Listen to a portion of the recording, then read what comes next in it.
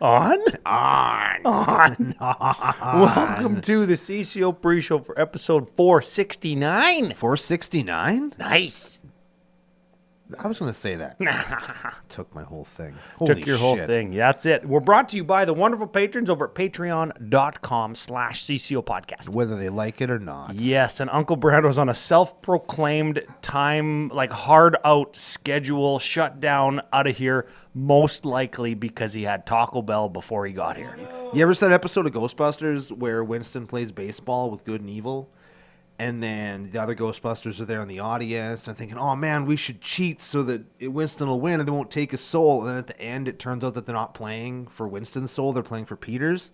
And Peter was the one that wanted to cheat. It sounds like that song When the Devil Went Down to Georgia. It's kind of like that, except now I'm not necessarily on a time crunch for my benefit so much as your benefit. Time benefit for Gary's toilet. Yeah, right. Okay, Yes. well, now that we've figured all that out, hey, do you have a topic for today's pre-show? I did have a thought, a really Okay. legitimate magic thought. Yep. Not This magical. Is, but like, this is classic pre-show warm-up, old school style. Okay. so I was sitting down, and Yep. I took apart Maria, tap artifact, make mana Oh, yeah. lady. One of our most successful deck techs and episodes from last year, the Maria and 13 Mox Diamonds or whatever it was. Yeah, Mox Emeralds. Or Mox Emeralds, yeah. Everybody liked that shit. So I took that thing apart because it just wasn't doing the gimmick. And I thought to myself, why didn't it do the gimmick? Why didn't it? Because it had all the things to do the thing, and then it just didn't do the thing. I thought you took it apart because people hated it. No, actually, it was one of the very few times I think I've ever played a static orb on somebody, and they were just immediately like, "Oh, Brandon, you're such a bad guy," because you can demonstrate, like I'm turning it off, so it's only going to take me a few turns to beat kill you. Yeah, 'Cause, like, yeah. I have 9 7/7s, and you're untapping one land a turn. I got you, We are not the same. right? so it's good in that way, but. So I took it apart. Like, why wasn't it getting there? And I figured it out. Because when you're doing something janky, kind of junky, My favorite. like I was doing, one of the best ways to do that is to have your deck plateau, like get to the very, very top of its power curve, at like in the middle of the game, not turns, but like in the phase, like the beginning, you have nothing. Yeah. So you build until you have something. And then you play the thing that your deck does. If you can have a janky deck that wins in the getting set up phase, or just by a continuous never-ending setup phase, the decks just get really, really good, don't they? Example, Omnath Locus of Rage. What does that deck actually do? What does it actually do? It ramps to 7 and plays Omnath, and then it just keeps on a ramping. All it does is play land. That's it. My answer was going to be when you say, what does that deck actually do? I say, play lands. Yeah. And somewhere in that whole situation is there's an Omnath that arrives, and he's like, hey, guys, what's going on? We're playing fucking lands, right? Yep. Yeah. That's all we want to do, right? And I've noticed there's a couple of decks that kind of do that. Bellow's another really good example where you play all these janky fucking shitty enchantments. And the reason that deck is good is because you get all the benefit from playing all the jank garbage, but you don't have to dilute your deck by playing things that take advantage of the jank garbage.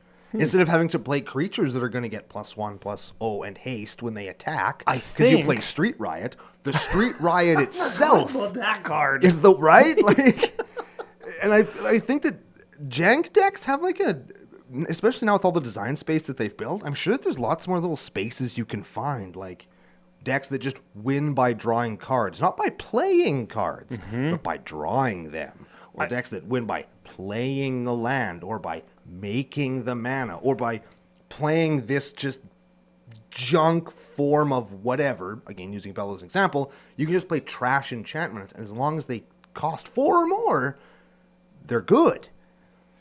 Whereas in any other situation, it's like, why did you even bother with that? Right? I thought you said you didn't have a topic. I didn't until I started talking about the thing I was thinking about today. Uncle Brando waxes poetic about Gruul deck. Yeah. Bello, one of our most popular lists from 2024. And I can say that now because we're heading into like the holiday end of year end wrap up. Yeah. And I was looking at some of the stats for the business daddies because, you know, they're putting the screws to the goons. Hey, they're putting our thumbs in screws and dangling our toes over fire, smacking the bottoms of our feet with cricket mallets. Man, No, you what get are they to- called? Cricket bat. Cricket bats. You get to have all the fun. Oh, okay. Well, I'll send them your way next time. And anyways, Bello's one of our most popular things and happens to also be a gruel deck. Maybe we should be GCO, Gruel Cookout Podcast.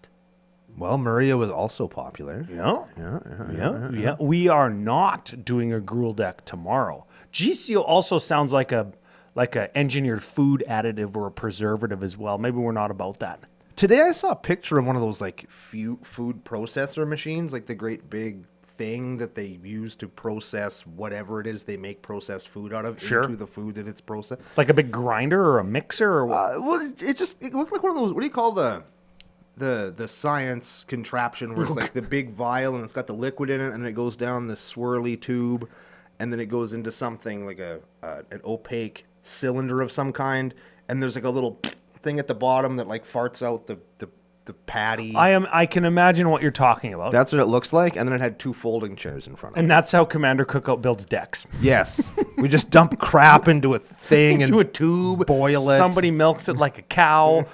Looks like somebody's jerking off in reverse. Yeah.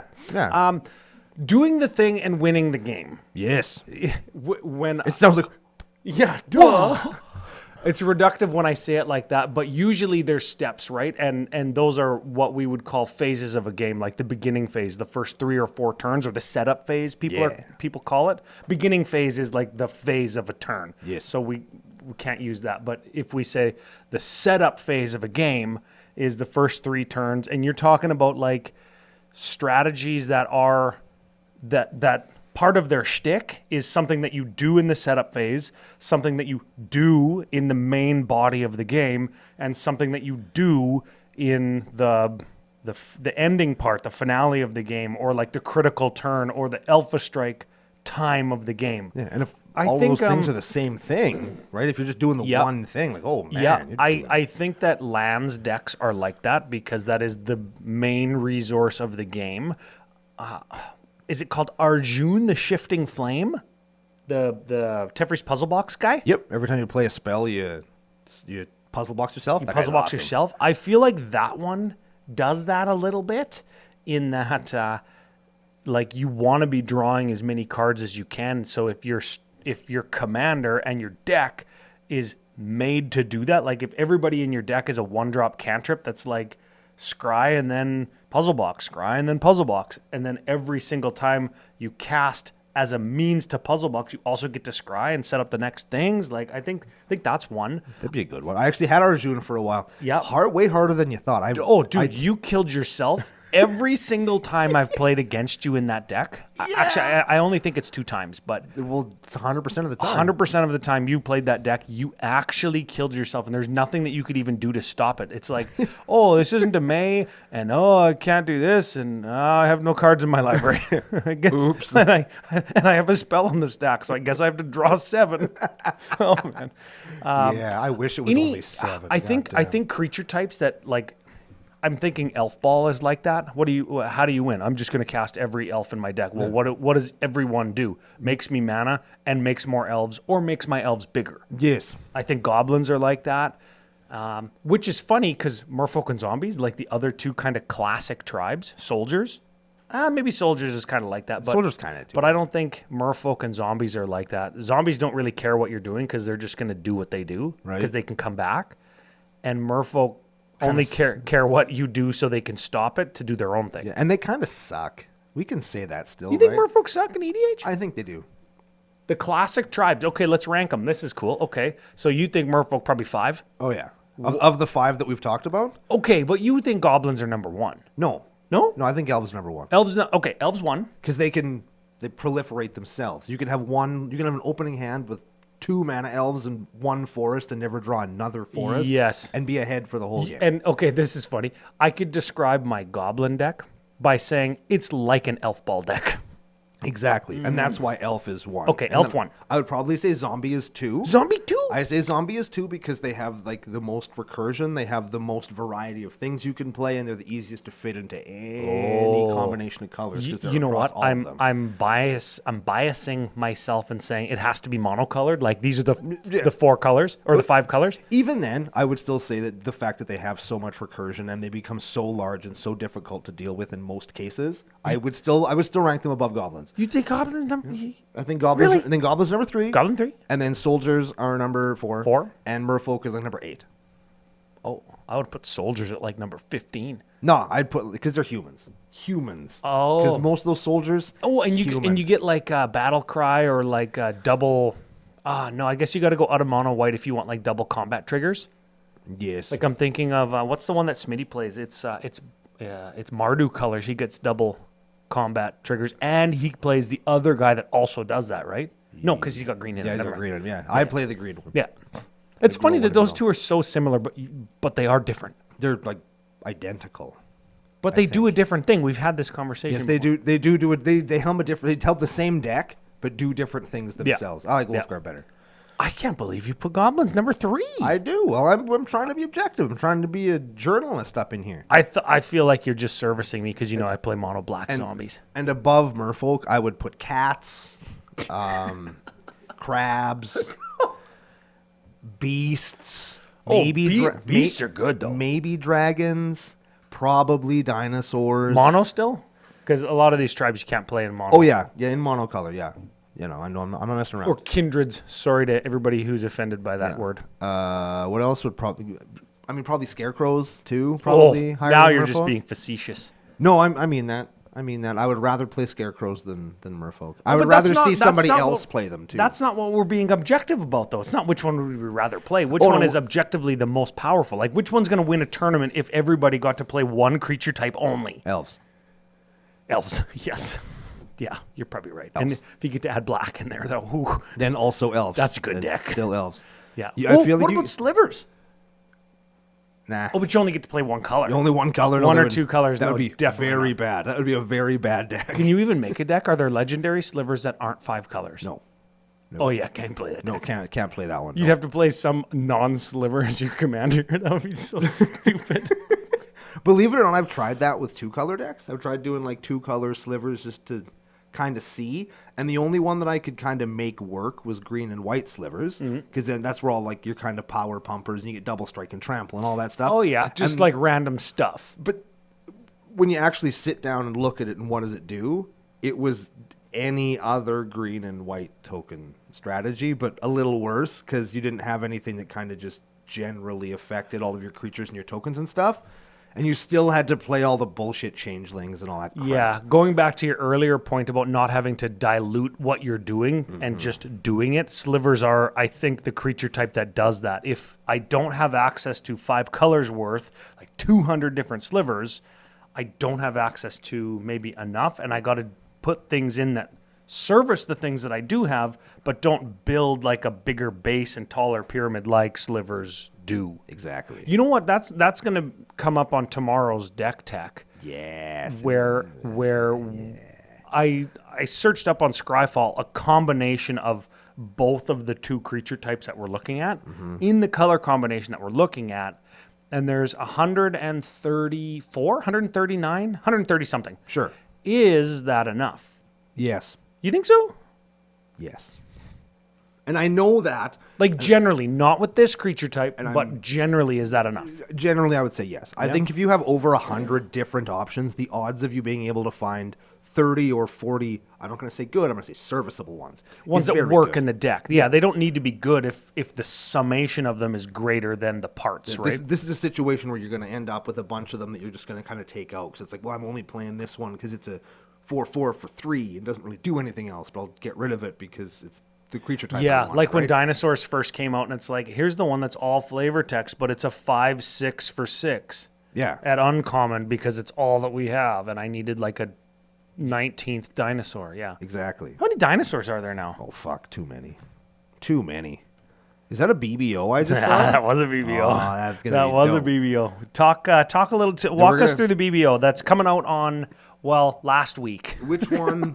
Which one is this? Is this the Spookhaven one? Yes. Hell yeah! It's not Gloomhaven. Duskmorn. Duskmorn. So I went out and I decided to make a little cinematic intro for myself. 'Cause I didn't have Cinematic Cookout podcast. didn't have a whole box to open because I only had the collector box thing. The Nightmare Bundle. Yep. So I decided I would try and fill time by making a little movie of myself. It was really hard because my phone is from 2017 and the camera sucks and the memory's too small.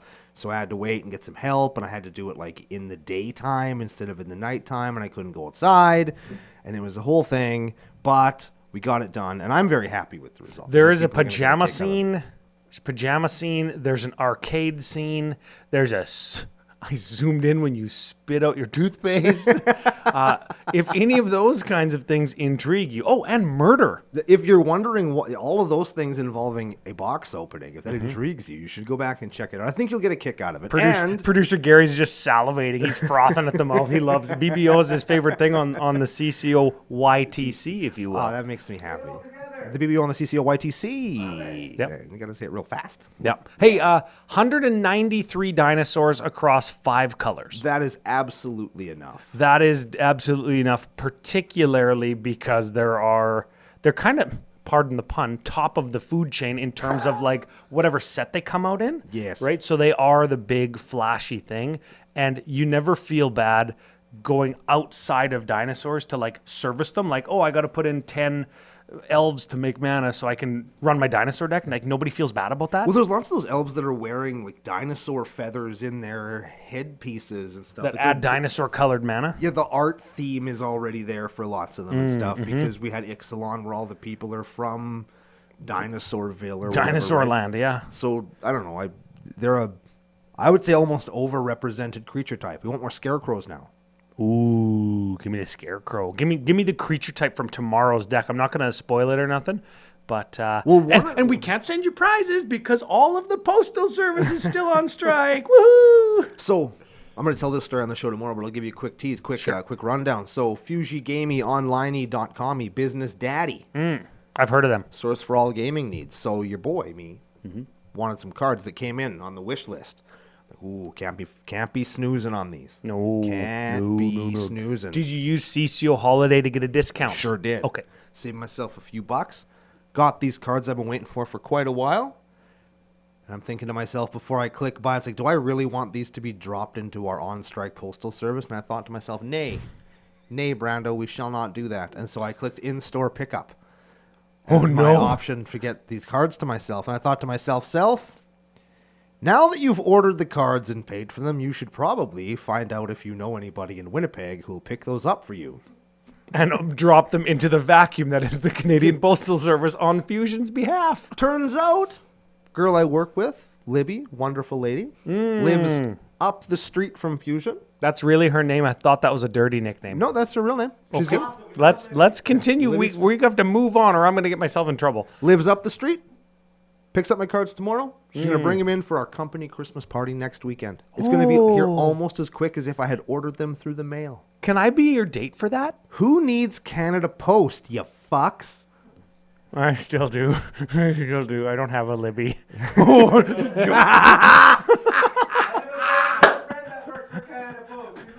Do not Google that. Got him. I want to be your date for the Christmas party. I'm taking Sam. Well, don't. It's an open bar. I know. You've worked there for 12 years. I've never went. LB, can I be your date? I don't think I was invited. Yeah, Little Brooklyn's got to be invited. He's a part-time guy. He's not invited? That's all I heard. Yeah, there's only the full-time human. Oh, wow, Given frick. official Well, invites. okay. I know. You know what? Sure. Oh, he's not even going. I'll pick you up at 8. And I'm waiting in my fancy dress. And I'm waiting for my date to pick me up. I don't know who Aaron McNutt's taking. You go with the Lady McNutt. Oh man, We love Erin McNutt. McNutt. Yeah, I heard her on the radio the other day. She's fantastic. Hey, we got to go before we get you in trouble talking about all the radio and stuff. Oh, me. Okay, 469. Nice. Thanks. We're doing a deck Patreon submission. Yep. And it's going to be a good one. A potentially underserved creature type, but there's 2 of them that I've combined to make it maybe not underserved? We got to talk about whether this is like. Oh no, both of these creature types are underserved. They both are, but did they make this commander to say, oh yeah, fuck being like making something different for? Let's make it one card and just say fuck it. Is that what they do? Is that what they did? No, it's because one of them has the other one involved in them. Inside of itself. Don't Google that. No, they're not inside though. They're Well, yeah, but outside. like where they're, you know what I mean, where they're anchored. It's kind of like being inside. Everybody's gonna know what we're talking about tomorrow. 469. He's Brando. I'm Ryan. Hit our theme song. Brr, brr. Bye bye.